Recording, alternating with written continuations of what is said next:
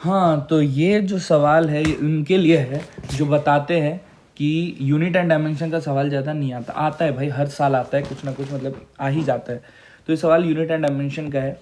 Speed दिया हुआ है, मान लो v से, एरिया का a और फोर्स का f। ऐसा ये मान लो फंडामेंटल यूनिट्स अगर यही होते हैं, ठीक है, MLT OLT की जगह यही इसी के टर्म्स में तुम्हें चाहिए। तो यंग्स मॉडुलस का यूनिट जो होता, डायमेंशन जो होता, वो क्या होता? सवाल ये है, बहुत ही सिंपल, बहुत ही सरल सवाल है।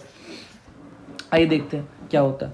तो ऐसा मान लेते हैं कि यंग्स मॉडुलस का जो डायमेंशन तुम लिखते हैं इस फॉर्म में लिखते हैं कि फोर्स है, हमें f के फॉर्म में लिखना है। तो ऐसा मान लेते हैं कि ठीक है भाई, f⁻x कुछ तो होता, ठीक है। एरिया अगर a है तो मान लेते हैं y होता है इसका कुछ तो पावर, और यहाँ पे v है तुम्हारा स्पीड, तो उसको मान लेते हैं xy, तो ये z है ना। ऐसा मान लेते कि यंग्स मॉडुलस ऐसा है कुछ तो। अब हमें हमारा कर्तव्य है एक्स वाई और जेड निकालना। तो सबके लिए इंडिविजुअल कर लेते हैं, है ना। तो सबसे पहले तो यंग्स मॉडुलस का इसका कितना होगा, ठीक है, इसका डायमेंशन। इसके लिए क्या करते हैं अपन, हमें पता है यंग्स मॉडुलस होता है स्ट्रेस बाय स्ट्रेन, और स्ट्रेन तो यूनिटलेस होता है ना। चेंज इन जो भी लेंथ बाय लेंथ या change in volume by volume, तो स्ट्रेन का कोई काम नहीं, मतलब जो स्ट्रेस का होगा वही होगा, और स्ट्रेस होता है फोर्स बाय एरिया। तो होगा क्या, ये सिंपली हो जाएगा mL/T⁻²। ये होता है स्ट्रेस के लिए, है ना, जो प्रेशर के लिए होगा स्ट्रेस के लिए होगा। तो क्या यही होता है? चलो बढ़िया, आगे बढ़ते हैं। तो आगे फोर्स। अब फोर्स के लिए हमें पता है कितना होता है, क्या mL/T⁻² होता है फोर्स के लिए। अच्छा, एरिया के लिए मैंने क्या कुछ गलत तो नहीं कर दिया? नहीं, सही तो है। फोर्स के लिए क्या ये होता है, हाँ अच्छा, इसमें गलती कर दिया मैंने। यंग्स मॉडुलस के केस में ये -1 होता है ना। चलो ठीक है, आगे बढ़ते हैं। एरिया A4 कितना है एरिया, तो एरिया के लिए कितना होता है, बाकी सब जीरो, सिर्फ L, ठीक है। तो फोर्स का x था पावर, एरिया का L² होता है एरिया के लिए, तो इसका पावर कितना होगा y।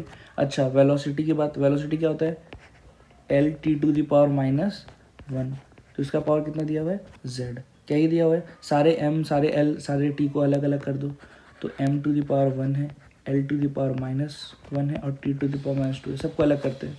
तो इससे मिलेगा m⁻, यहाँ से एक x आया। अच्छा, इधर और कहीं m नहीं आ रहा है, नहीं आ रहा है, चलो बढ़िया। तो इसका काम तो खत्म, m का पावर खत्म। अच्छा, l के लिए देखते हैं। l का क्या दिख रहा है, यहाँ पे पावर x दिख रहा है पहले वाले में, दूसरे में 2y दिख रहा है, और तीसरे में z दिख रहा है ना रे। हाँ, तो ये हो जाएगा तुम्हारा x प्लस इसके कारण 2y, दूसरे कारण प्लस z। तो ये l का काम खत्म। अच्छा, t पे आते हैं। एक में T⁻−2x है ना, और एक में T⁻−z है। तो हो जाएगा ये तुम्हारा, सॉरी, ये तुम्हारा हो जाएगा T⁻−2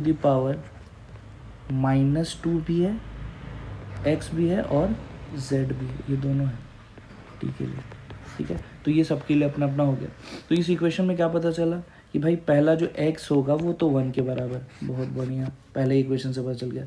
दूसरा से क्या पता चला कि जो -1 होगा वो कितना हो जाएगा, ये x प्लस, अरे दिख रहा है ना ये वाला, ये -1 इसके बराबर। फिर अगर हम इसकी बात करेंगे तो इसके बराबर, फिर अगर हम इसकी बात करेंगे तो ये सब इक्वेट कर लिया। m का पावर क्या होगा, ऐसा सब बचपन से करते आ रहे हैं, तो हलवा सवाल है।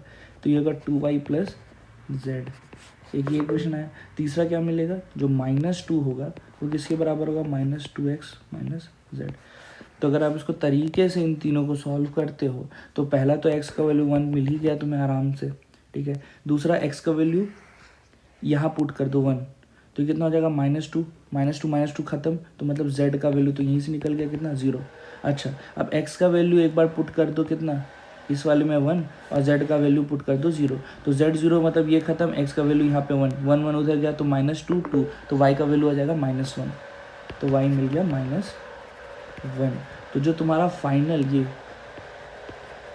ठीक है, यंग्स मॉडुलस का कितना मिल जाएगा, f⁻x था, x का वैल्यू कितना है भाई 1। दूसरा a⁻ कितना था भाई y का वैल्यू -1।